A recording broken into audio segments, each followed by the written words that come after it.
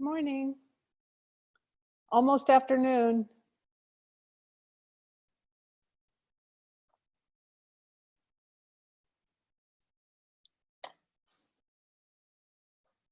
You don't look like Gail. You're muted. Yes, I'm subbing for Gail today. Well, nice to see you. Thank you.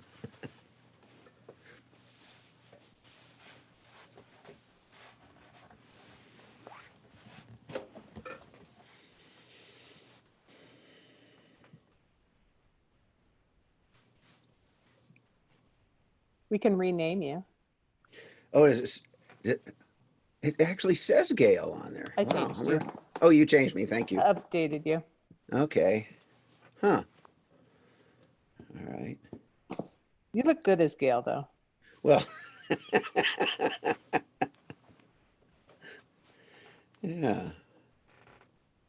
Yeah, she originally planned to attend and then something else came up that she has to do and she can't take 2 lunch hours. So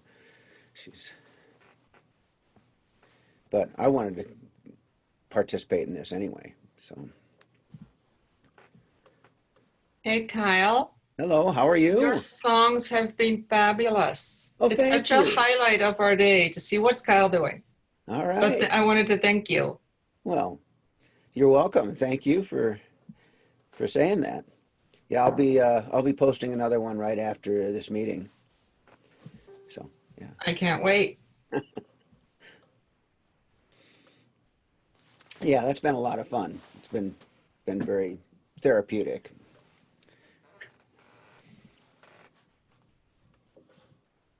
Well, you have to do something. I don't know.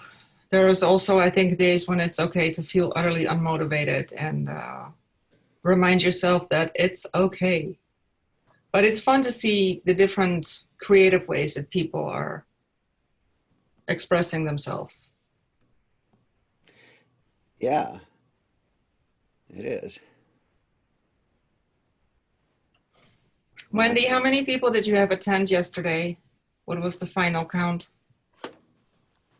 There were just about 90. It was very good. Thank you. I'm sorry I missed it. It's recorded. Is it? Okay. It Good. is. It's in a link to it's in today's newsletter. Okay. Thank you. Good morning. I have 4 more minutes to say good morning. Then I'll do the switch. Is this your soft start? Soft start. That's what Wendy calls it. Okay. Makes sense. Hi, Wendy. Can you hear me okay? Yes, thank you. Good morning. Okay, wonderful. Hi, everybody. Hi.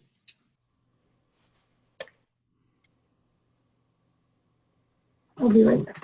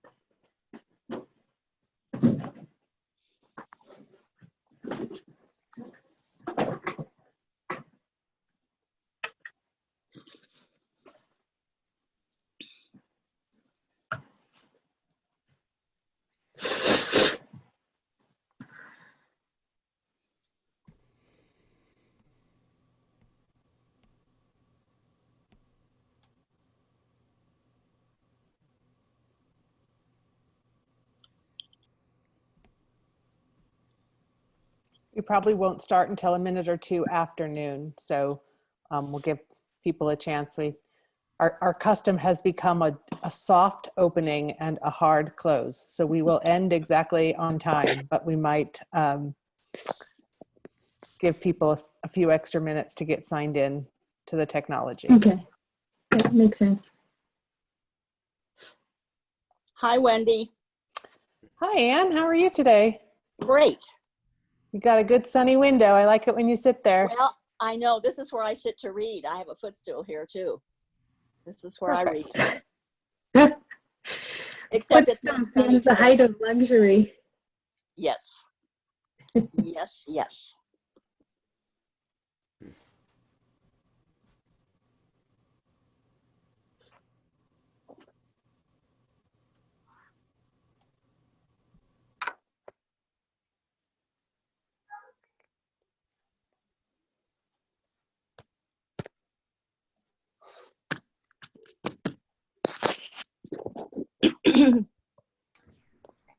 Wendy, do you ever need to interpret your document into other languages, or anybody? We just are having that conversation. In the conversation with the mayor yesterday, we got invited in to see how we might be able to help spread the conversation around COVID in South Omaha to Spanish speakers in particular, and how the faith community might come together to support that effort. I do know that Lutheran Family Services has translated a bunch of documents into a number of languages. I imagine that conversation is going to continue to, spread. I'm required to do some PD for school because we're not sure how school's going to open up next year. And one of them is all about the Microsoft accessibility features. And Microsoft translates into like 70 different languages with a click of a couple buttons.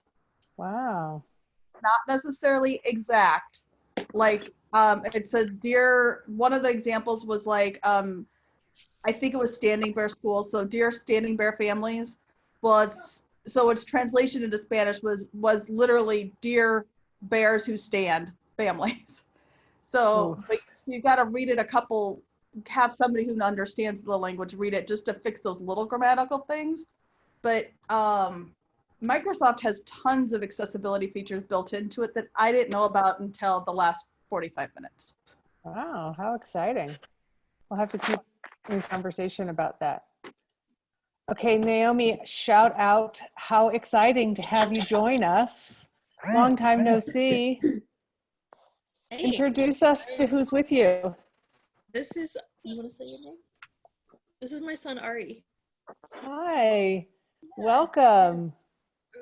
Thanks. I was really excited to see this in the email this morning. Wonderful. So I thought we could learn something, and we'll probably be on for 20 minutes.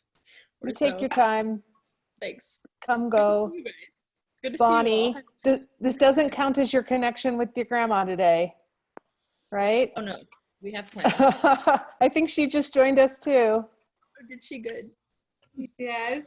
Hello, Hi. Mary. Hello, Naomi. Ari, look who Hi, it is. Bonnie. It's Ann. Hi. Oh, see you. Hi, Nice. everyone. Hi. All right. Yes. So what's Miriam doing that she's not Zooming with us? She's attending school, but I think she should be done and joining us as soon as she can. Oh, good. Great. Ari, I was in the garden this morning and the raspberries are blooming. Wow, you're lucky. All right, well, I think we'll get started. Thank you all for joining us. The sun looks like it is about to peak out in Omaha, which I need. Maybe you need a little bit of that vitamin D as well, so I'm looking forward to that. I'm grateful that you're all here with us today, and excited that we have Nuzhat here with us. She is not new to the Tri-Faith Initiative. She has been at the table for a very, very long time, and I will let her tell a little bit more about herself and her connection to AMI and the Tri-Faith Initiative. But I'm so grateful, Nuzhat, that you're willing to share your story and your lived experience about Ramadan with us today. We have a lot of curious people, so I don't want to waste any more time, and we'll get straight to you. Let's start by having you just tell us a little bit about you as a person, and then we'll move on to conversation about Ramadan. Thank you for inviting me to be here with all of you, Wendy. My name is Nuzhat. I was born overseas in Pakistan, and that's where my family still lives. I came here as a young girl to go to college. At the time, I thought I was just in and out. I was going to get my degree and go on back home because I had big things to do. And while here, I realized that my misconceptions about Americans were misconceptions. And I fell in love with the people around me and the country, and also saw a lot of opportunities that I would have here. So I pursued a path to become a U.S. citizen, and I've now been in this country for almost 30 years.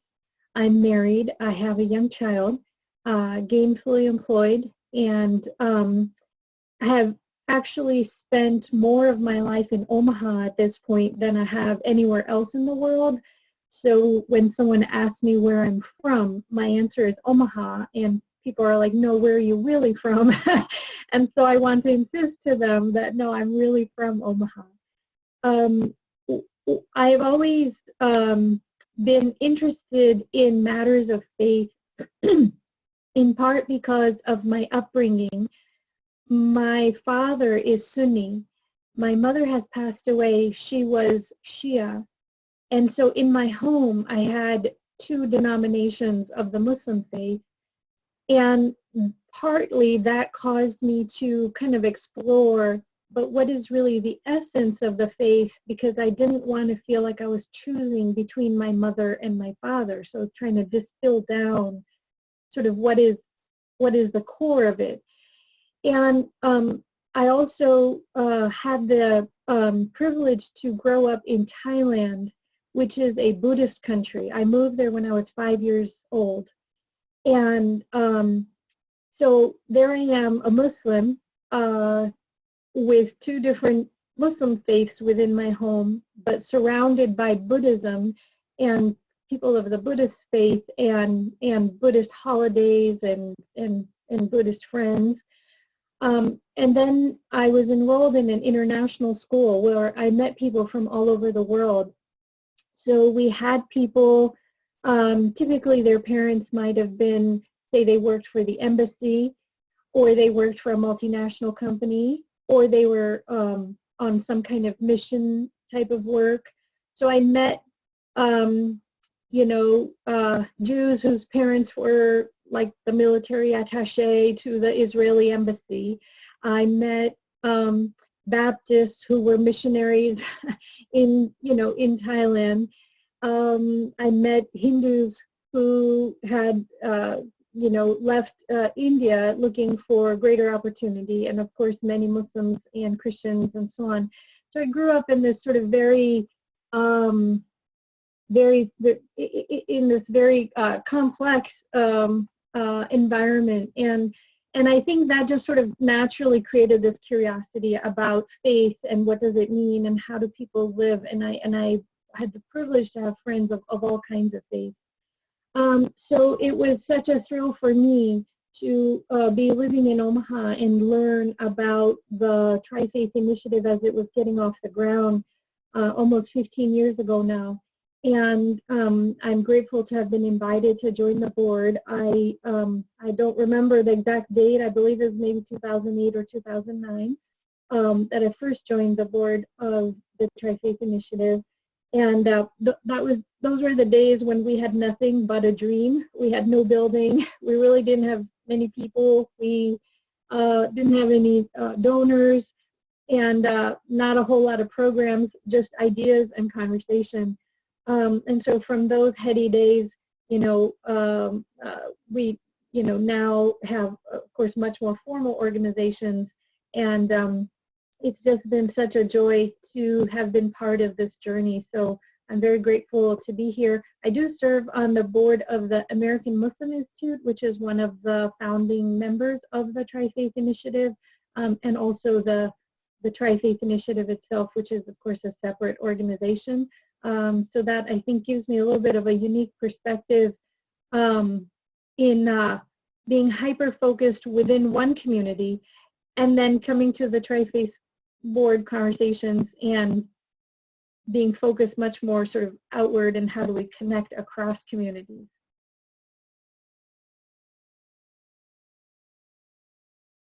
Thank you so much. That was beautiful. And just a snippet of how much you have contributed with your leadership and your passion and your love for the initiative. We are so grateful for everything that you continue to do. So thank you. I'm really looking forward to you telling us about your personal lived experience with the month of Ramadan. So if we could just start with you setting some understanding baseline of why do Muslims celebrate Ramadan? That's a very important question. The basic answer is we're commanded to do so.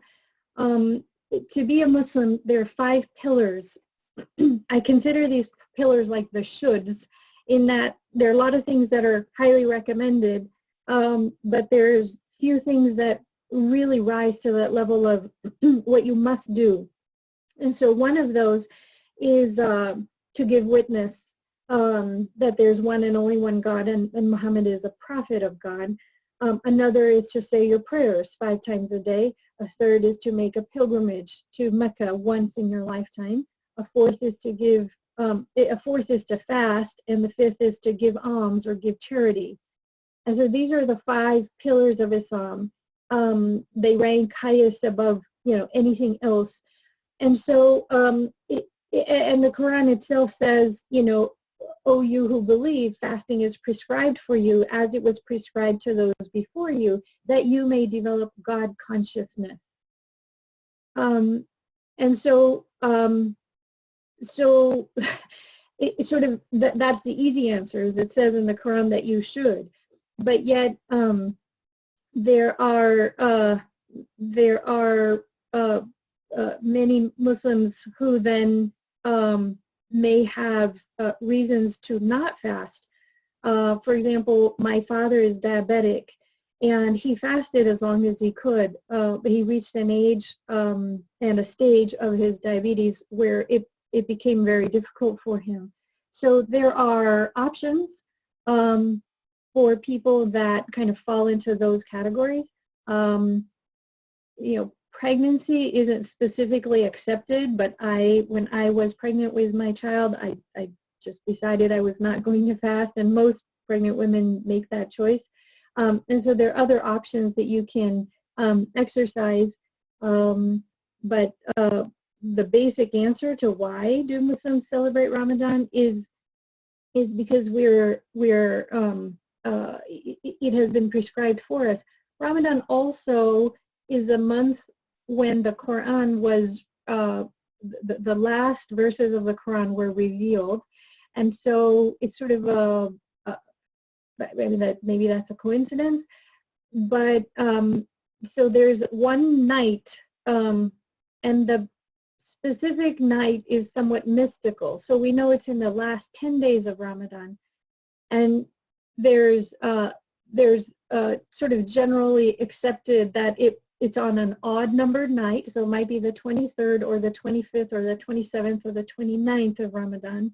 And so on these nights, there's special prayers that people will make, sort of extra prayers, because on that particular night called Laylatul Qadr, we believe, and it's a belief rather than anything you can prove, that because it says so in the Quran, that there is that the angels come down on earth and are sort of, I think that's a symbolic way to say that God is closer. He's listening more closely to your prayers, and that prayers given on that night, are better than prayers given on 1,000 other nights. So praying on that particular night is the equivalent of 1,000 other nights. And so it's considered to be part of the grace of God that on 1,000 other nights or 1,000 other days, you could have perhaps not done the things that God wanted you to do. And then this is a gift from God to wipe that out. And so, so if you do the math, it's about once every, so if you just took care of your worship on this one particular night during Ramadan, you would have overcome perhaps 3 years of sin. So there's a lot of kind of holiness, specialness, sacredness attached to it. And there's a lot of other sort of gifts, I would say, that God gives us during Ramadan, in the sense that if you help someone to break their fast, meaning when it is time for iftar, when the sun has gone down, if you provide them food and drink, you yourself may not have fasted, but you receive many of the blessings of the fast, because it is sort of almost such a holy thing to do, to help others. So I hope these are some of the reasons that you can think of that Ramadan. I think I have a friend who is Catholic. She's Irish Catholic. I'm not sure why she always says Irish Catholic, as if it's different from other kind of Catholic. But anyway, she's Irish Catholic. And she always, she's so loving and so empathetic. And she always says, oh, you poor thing. Oh, my God, it's Ramadan again. Oh, it's just going to be so terrible. And so from her perspective, out of empathy for me as her friend, she sees hardship. And certainly it is very, very hard. But I guess that's the one point I would want to convey to you, is to answer the question, why do Muslims fast? It is prescribed upon us, but it's also, we think of Ramadan as truly a blessing, and that that because of some of the worship and the activities during Ramadan, you basically have the opportunity to kind of really have God listen to your prayers, because we're promised this night, this Laylatul Qadr night,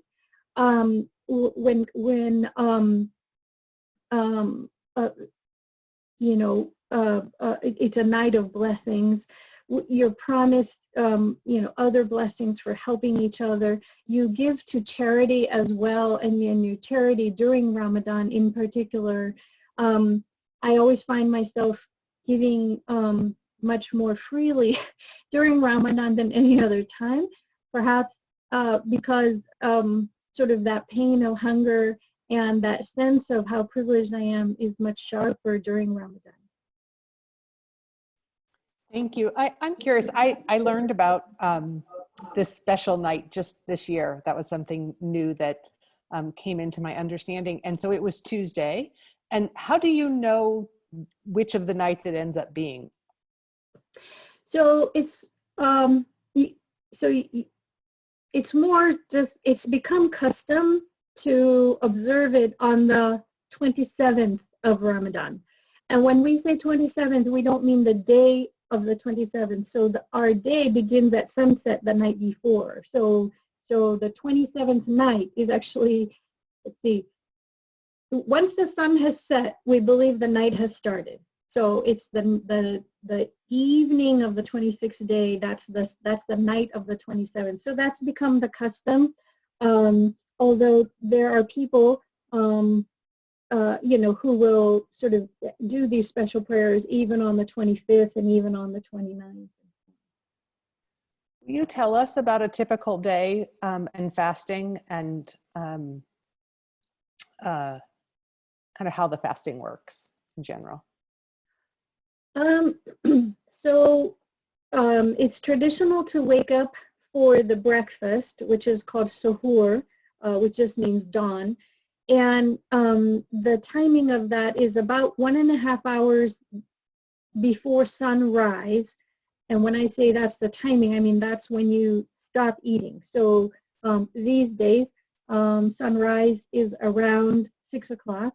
So we stop eating at 4:30, and which means I set my alarm for 3:30 in the morning. I'll wake up and make myself whatever I want to eat. And some years, I find I kind of go in years, in that some years I'm much more inclined to have lunch at that time because maybe I want more protein or something. But this year, I seem to be doing fine just having some breakfast foods and drinking a glass of water and so on. And then I have an app on my phone which helps me keep track of the time so I don't sort of inadvertently miss it. And the call to prayer, the morning prayer, is given at 4:30, the time which is dawn. And so once that starts up on my phone, I know that I'm done. Of course, you make sure you have your teeth brushed and all of that, because you're not going to put anything in your mouth during your fast. So once the call to prayer happens, and the first thing you have to do is make an intention. I think in many faiths, but certainly in Islam, your intention is of utmost importance. And so you have to verbalize and sort of formally declare.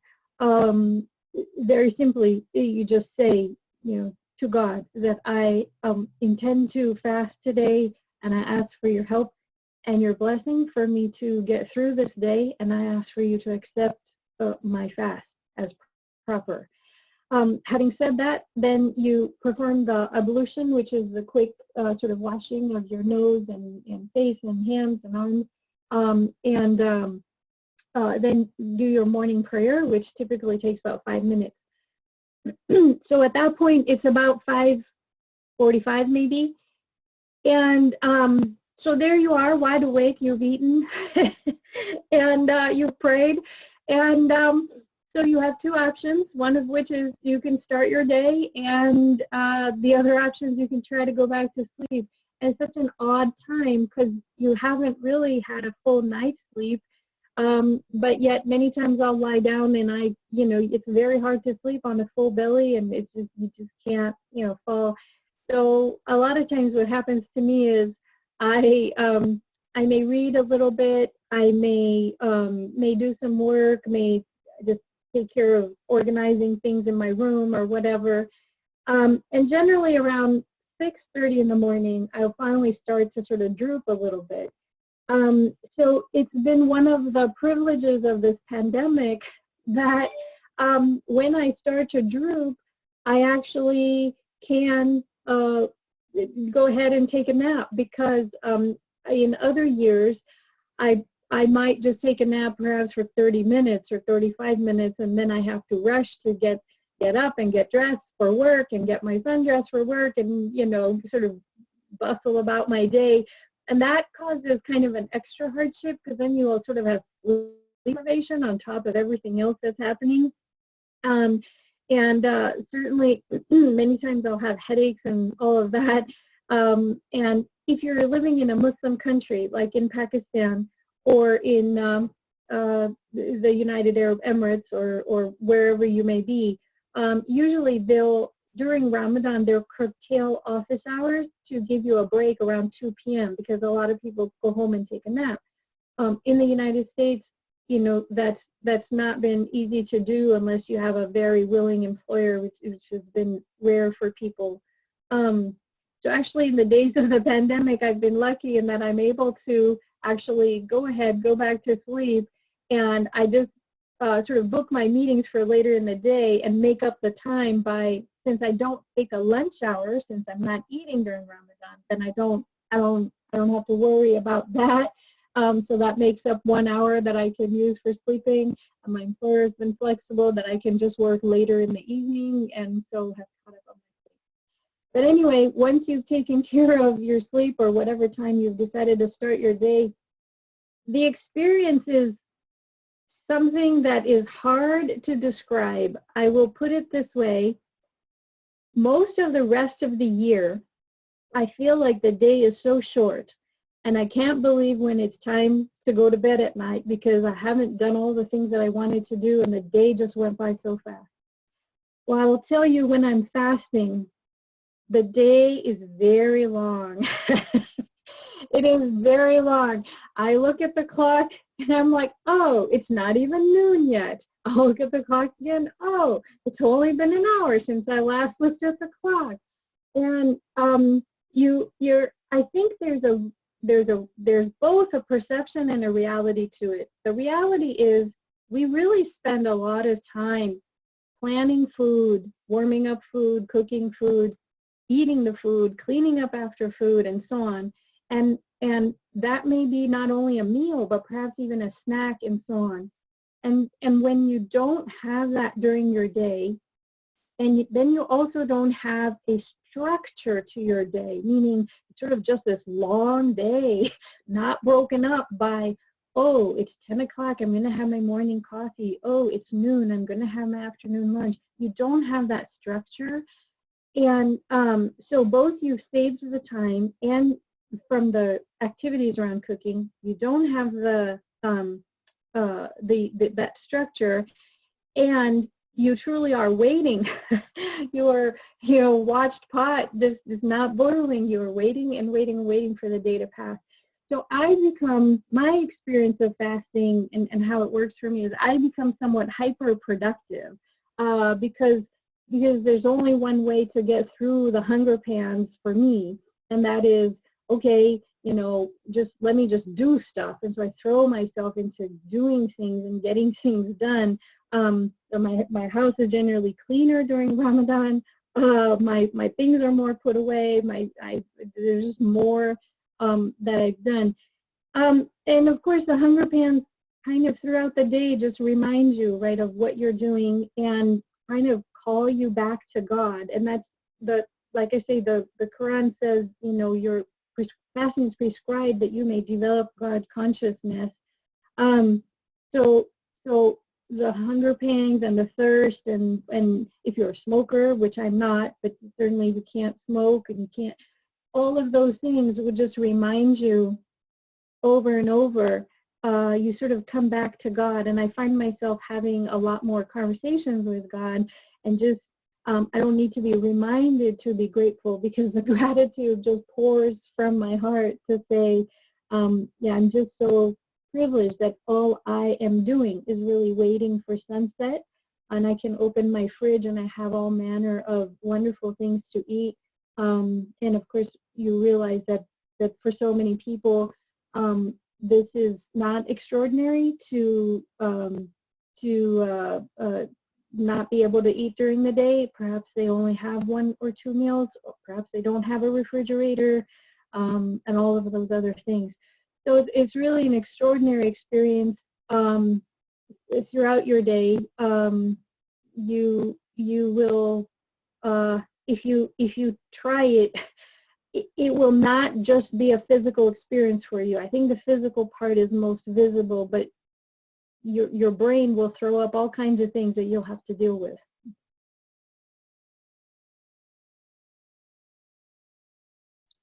We have Can several I ask a questions question? coming in.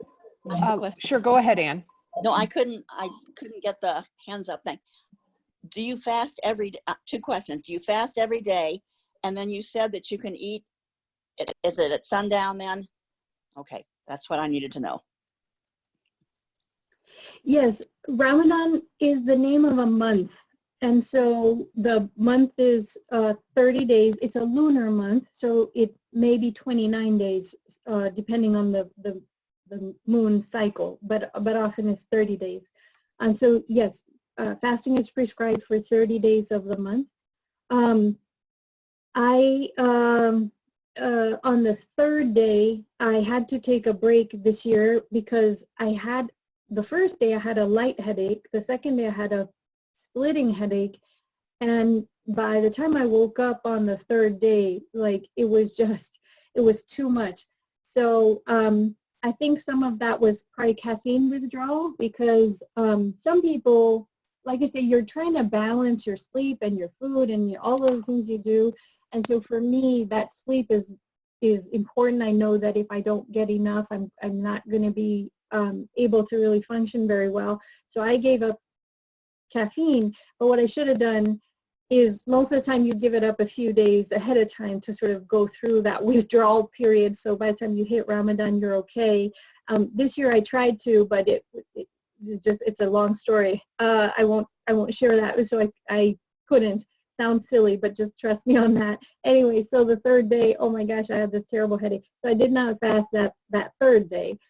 And I'm sure everyone, there's times when people maybe sleep through their alarm, and you then have a decision to make when you wake up to say, oh my gosh, I slept through my alarm. Am I going to fast without having eaten my breakfast meal, the suhoor?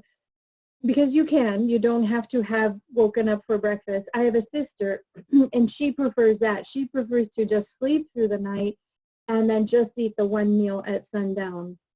I can't, so I need to have my breakfast. So if you've slept through, so there's always a reason why someone may or may not be on a given day, have that particular day they've taken a break. There is no official break. Like there's nothing in the Quran or anything that's sort of sanctioned, like, oh, it's okay if that's not the case. So it does cause people to say, well, what do I do now? And like I say, there are options, like if you are sick, for example, or like my dad who has diabetes, you do need to, in that case, provide food for someone else.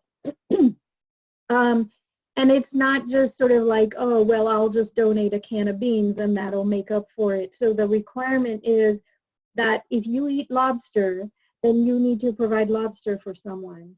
So you sort of think about, well, how much do I spend on, so you do the math. And so most families have done the math and sort of figure out, okay, what do we spend on groceries a week or whatever, and then, what does it work out to sort of on a daily basis? And so I have to donate that amount. So a lot of times when people are pregnant, or women are pregnant, for example, that's a choice that they will make is, okay, I'll donate that amount of food. So, so the answer is yes, you do fast every day, but then there's always life that's happening as well. So I'm going to add two questions at the same time. The first is from Andy Gordman asking, how old are you when, or a person generally, when they start to fast? And then Jeremy Fricky is asking, are there any particular family traditions with Ramadan? So regarding the age, if I remember correctly, it's, it becomes a requirement. There's something about when you turn age 7, you are required to then begin your prayers. And then I think when you turn 12 is when you're required to fast. My cousin told me that, so whatever that's worth. Like I don't remember if it's, I don't recall that it says that in the Quran, so these may be just traditions. I know that a lot of my Arab friends, I would say they start much younger than in the Pakistani families that I'm familiar with. So a lot of my Arab friends, their kids may fast at age 7, and then a lot of them do start fasting at age 8, and by 9 or 10, they're definitely fasting. In Pakistan, like I say, I think our approach, our cultural tradition is much more around puberty. So once you start hitting puberty, then you're considered an adult, sort of in a religious sense, and so that's when fasting isn't optional anymore. So you're required to fast. To the question, and so for myself, I probably, my mom, I don't remember if I was 12 or 13, but I remember doing some practice fasts before doing the full Ramadan. So the practice, like at age 12, maybe, okay, you're just not going to have snacks between breakfast and lunch. So you're going to go 4 hours without eating or drinking anything. And then it might be, well, you'll have breakfast at a normal time and dinner at a normal time. Or then, oh, you'll just fast on a Friday, but not fast the rest of the week. So for me, I was 14 years old when I did the full, 30 days, wake up early, all of that kind of stuff.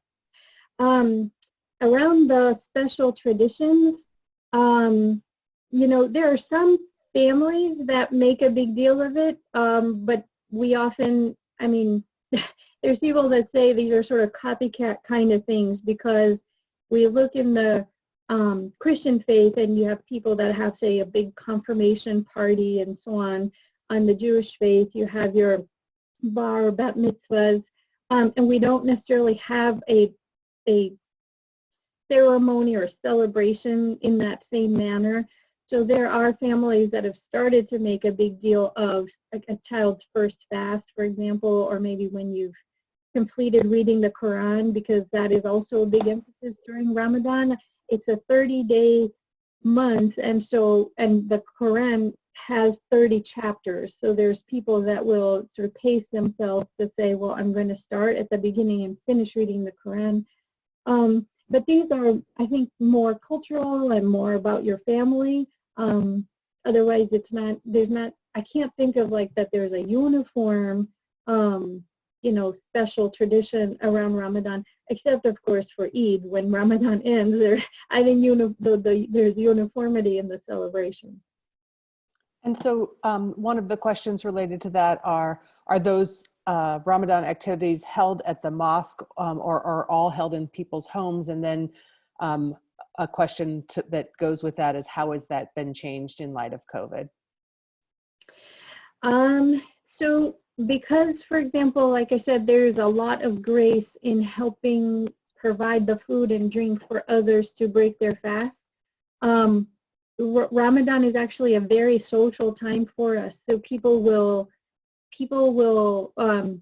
often be having these iftar parties, so inviting people to their home to break the fast, because not only is it part of the tradition of hospitality, but then you have sort of, like I say, this extra grace that goes with it, as well as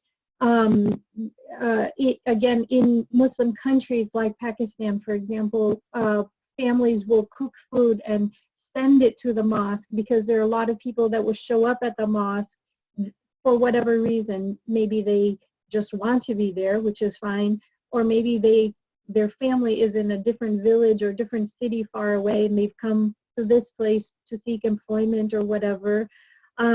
Maybe they've had someone pass away, and so they're lonely, whatever reason, but there's always lots and lots of people that show up at the mosque.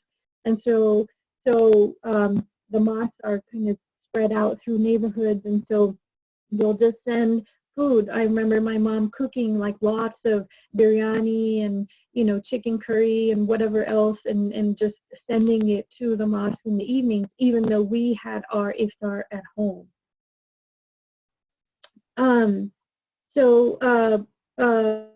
Here at AMI, the tradition that we had taken up was every Friday, which Friday is our day for congregational prayer. And so it was a little bit of a kind of a blessing for that day. So we had started this tradition of providing iftar meal to anyone who wanted to come every Friday. Of course, that was canceled. Couldn't do that. What we did instead was we did provide food to, I forget if it was 50 or 60 families at the start of Ramadan. That was our kind of replacement. But in terms of being able to provide that food for others, but there's no real replacement for that socializing. I think a few people have done some virtual iftar parties, but I have to say, by the time you get to the end of the day, you're almost sort of like just bedraggled. You're tired, you're hungry, you're probably a little bit cranky, and I think in large part there hasn't necessarily been, I haven't seen a huge appetite to do these sort of virtual type of iftars. Thank you. Okay, so there was a question about whether Muslims eat lobster, because the shellfish thing for Well, that was a hypothetical example. Most Muslims don't eat lobster, although I do know of Muslims that do. Okay. Well, now we've clarified that. I thought that was an amusing question. Thanks, Kyle. Is there a difference between how Sunni and Shia Muslims observe the holiday or the fast? A little bit. And so the fast, you open your fast or break your fast, the iftar, at sunset. And there's an astronomical calculation of the sunset. And then there are, for whatever reason, people have religious opinions on the timing of the sunset that is beyond the astronomical calculations, or perhaps there's debate in, you know, should you do this or that. And so you will find that the Shia, their calculation, for whatever reason, tends to be 10 to 15 minutes after the Sunni calculation. My husband at home just wails against all these calculations because he just says, you know, Apple has on their phone, they've got the time of the sunset and that should be good enough. And for me personally, I feel like, well, the difference between Apple sunset and when the call to prayer on my Muslim app goes off is just 5 minutes. And for heaven's sakes, if my salvation is resting on 5 minutes and I fasted all day, I can wait another 5 minutes. And of course, my mom, who was Shia, would have said, well, if you could have waited 5 minutes, you can certainly wait an additional 10 more to make it 15. But the point is, you want to assure yourself that the sun has set and that you're, you know, so the Shia sort of like say, oh, there must be no red in the sky. Anyway, so I don't want to get into this whole debate.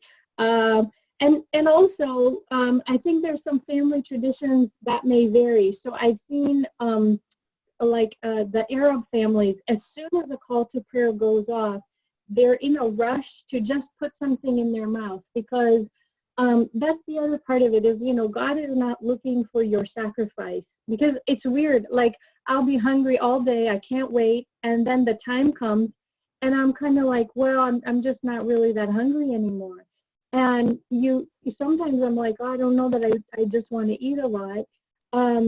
But then you have to force yourself, say, no, you are required. You can't, at your option, just extend it by another, because, oh, I don't really feel like it right now. You have to eat something. So there will be certain, you know, people in certain cultures, they sort of rush to just put a date in your mouth, because the date is full of a lot of energy, and right at that moment, it'll sort of perk you up. And in other families, you know, there's a much more, okay, we know, so you just take a sip of water, but you're not rushing to eat. Maybe you'll say a prayer and say all of these kinds of things first. So anyway, I don't know that Sunni and Shia dictate that differently. I just know that for the Shia, I think it's that the timing being different is the most important thing. Thank you. What suggestions would you make to those of us on the call, or us spreading the word past this call, to be respectful to our Muslim friends during the month of Ramadan? So during the pandemic, it may be a little bit different, but I'll give you an example from before when we were working at work. I had a boss, and he inevitably, during Ramadan, he would forget that it's Ramadan. He would bring in a big tray of donuts. He would set them right on my desk, and he would say, "Ain't I a good boss? Look at me. I got these donuts just for you," you know. And I would have to remind him that it's Ramadan. And he would say, oh, and it was comical, because he did this like every year. Somehow, the whole year, he wouldn't remember it. And I think subconsciously, he was probably thinking of me and food, and then he would go and do this. So it seems obvious, but it's an easy quote unquote mistake or misstep perhaps to make, is you may sort of just bring food. And I remember one time the office was having a celebration, and so just where my office was located, they had set up the food right outside, so of course all day, and all this food was wafting in. So I think when you're practicing fasting, one of the things that we need to do as Muslims is also be modest about it. So fasting is not something to boast about. It's not, you don't sort of throw your chest out and tell everybody, well, look at me, I'm fasting, what a great thing I'm doing, and how difficult, and I do. So you're humble about it, you're modest about it, you keep quiet about it. But then what happens is people who are not fasting, it's very easy for them to forget. And so, so I think, you know, to sort of keep your own reminder that Ramadan has started is helpful. It certainly, in a work situation, I've been in awkward situations where, you know, one time there was a lunch meeting and I just asked if the meeting could be moved, and my request was refused, and it was just very awkward for me. It's not that there's anything wrong with me fasting while other people are eating. It just makes it very, very hard to smell everyone's food and hear the crunches. At the same time, I know how difficult it is to schedule meetings and all of that, but just the rhythm of a Muslim person's life has become very different for that month. And so we live in a non-Muslim context, and so just to, and at the same time, we're instructed to not keep reminding people that we're fasting, because that's considered boasting. So I think that the best thing that someone could do is just remind themselves that it's Ramadan. How can I be thoughtful about not putting my Muslim coworker in a position where it's either harder for them or where like they have to refuse your food. Thank you. Is there a particular, there is a particular greeting for the holiday. Could you tell us a bit about that greeting? It's just Ramadan Mubarak is what we say, or some people say Ramadan Kareem. It's kind of loosely translated to Happy Ramadan, and it truly is a time of happiness for us. Like I say, there's so many blessings. You have the promise of being forgiven. You have the promise of God listening very closely to your prayers. You have, you know, just the spiritual gains that you'll get out of it. It truly is you know, sometimes, you know, of course, people pass away every day of the year. When people pass away during Ramadan, that people will often comment on that is, how lucky was this person that they got to pass away, they got to experience Ramadan and then pass away, because the assumption is your sins were forgiven or your slate was wiped clean. So it really is a joyful greeting of, you know, Happy Ramadan, Ramadan Mubarak, Ramadan Kareem. So we have had a tradition since, I don't know, more than a decade of hospitality, where we go for the Eid of Ramadan for the mosque, and for Rosh Hashanah for offering apples and honey at the synagogue and candy canes on Christmas Eve.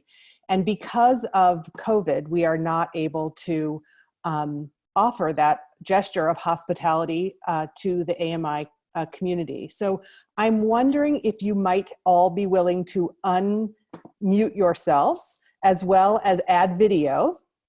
I'm going to give everyone the opportunity to do that clicking. And then collectively, I'd like us to offer this greeting of Ramadan Mubarak. And we'll I'll do a 1, 2, 3. And if you could all, then we'll have, we're going to have to do it twice because I have 2 Zoom screens full of faces. But this greeting will be part of a larger greeting from the faith leaders as well, that will be emailed to the entire AMI community and put on our social media. So I'm inviting you in to offer hospitality as a gesture to our Muslim brothers and sisters. So a reminder, the greeting is Ramadan Mubarak, correct, Nuzhat? Do we have it right? All right, so let's try it the first time. We'll do 1, 2, 3. Ramadan Mubarak.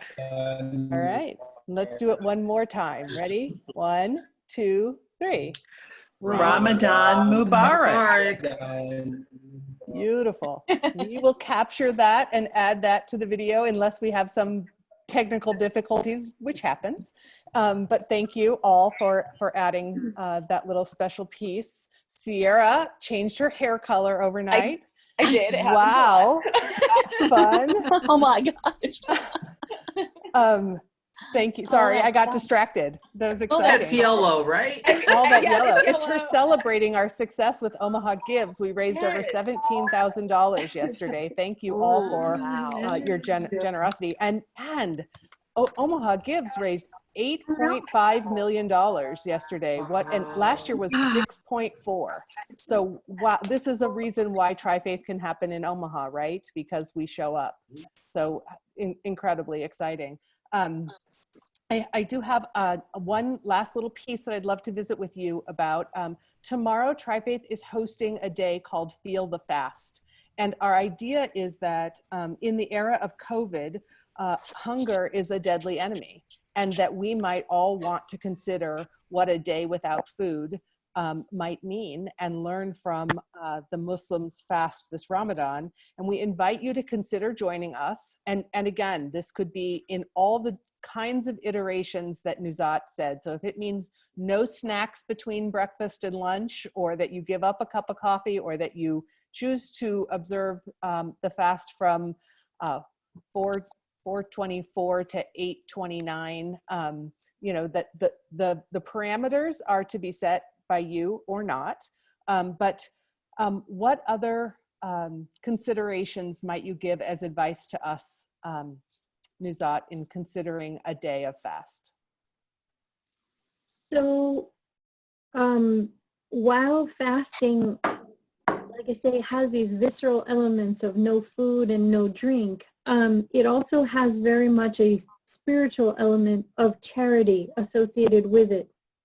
So during your fast, you are expected to be charitable to others, and you will find that when you are hungry and thirsty, it will challenge your charitability. But what we say is you must be charitable of spirit. So during your fast, be especially mindful that if you, at least in Islam, if you get angry at someone during your fast, you find yourself shouting at them or perhaps just speaking curtly to them, you have broken your fast. You have broken it just as much as if you had taken a sip of water. So you need to, as Muslims, we need to be joyful in our spirit. So be smiling and in giving to others in that way. Likewise, being mindful of your thoughts. So if you find your thoughts straying to things that, for example, sexual activity is prohibited during your fast. Once you've broken your fast, you can eat and drink or do whatever you want. But even, like I say, you want to raise your thoughts toward God consciousness. It may be exhausting to do that all day, but that is almost like when you get hungry or thirsty. So I know someone who converted into a particular faith. I'm not going to mention it. It was just the faith isn't important, but as a result, she then practiced a fast, and by about noon, it was just too much for her, and she said, "Well, God doesn't want me to be starving and fall over," and so she just went and ate a turkey sandwich. But if you what I would say is, if you find yourself with that feeling, I mean, obviously you have to do what's right for your situation, but during the practice of fasting, that's exactly the moment for you to push through. And so you have to find your own edge, kind of, because it's not going to be easy, and you're going to be in this state where you're going to say, for example, well, I can't, all I can do is lie here on this couch, how is this helping me spiritually or physically? You're going to have all of those thoughts. So just be ready for that. And then you have to set your goal. So I would say when you set your intention to fast, whatever you've decided to do, if you're going to skip snacks, if you're just going to skip your tea or coffee, or you're just not going to have water, or you're only going to have water and no food, whatever your intention is, or you're going to do the complete fast, set your intention and set your intention for a time. To say, I'm going to go until sunset, or I'm going to go until 4 p.m. or whatever. And then just push yourself to go through whatever challenges your brain throws your way, because your brain is going to tell you, this is ridiculous. This is stupid. I don't see why I'm doing this. I'm just going to go eat. I will be much more productive. I will be much more useful. I will get more done. Your brain is going to throw you all of those things. So like I say, it's a very rich experience, as much more than a physical experience. So just be thoughtful and be intentional. And you know, this is where you talk to God for help and say, God, this is what I want to do, and I want to do this so I can have more God consciousness. So and ask God for help. And you know, I would so love to hear from each of you as to, you know, what your experience was. And you will get through the physical aspects of it much easier than you'll get through the emotional challenges that you will feel, especially the emotional challenges of trying to be joyful in all of this. But I would say, please pay more attention to your spiritual side. If you find yourself like feeling grumpy, that's where you sort of dig deep and say, okay, how can I still find some joy in this? Thank you. I think another just piece of information is that the mosque generally does quite a bit of their fundraising from their community during the month of Ramadan. And because of not being able to gather in person, I imagine that sets a particular challenge for the mosque. And so if you are not fasting, or if you are fasting and you would like to make a contribution to AMI in honor of their holiday, I'm sure that would be graciously accepted. And certainly if you wanted to note that it was in honor of Nuzhat's teaching today, that would be beautiful as well. Not a requirement, just an idea, but wanted to put that out there. Thank you so much for your honesty and your knowledge and your passion today. We are moving these open heart conversations to Thursdays now. So every Thursday we have a exciting lineup coming. Next week is Dr. Ali Khan, who is the Dean of Public Health at UNMC, and he will be speaking to us about his life's work around epidemics and pandemics and how to respond to that. So please share the word that is happening next week here. July is going to be all founding stories of Tri-Faith. So you'll be able to hear from many of the voices of people who have been involved on this journey. So I'll again watch for the details with that. And thank you all for showing up today. There is a survey that is in the chat. It's very helpful for us to get feedback from you and to have some information about who was here today. So if you would mind taking just a couple minutes to complete that survey, we would be very grateful. And thank you all. Sending lots of love to all of you. Thank you for being here. Thank you so much. Thank you. Thank you, Wendy. Thank you. Bye, everyone. Bye-bye.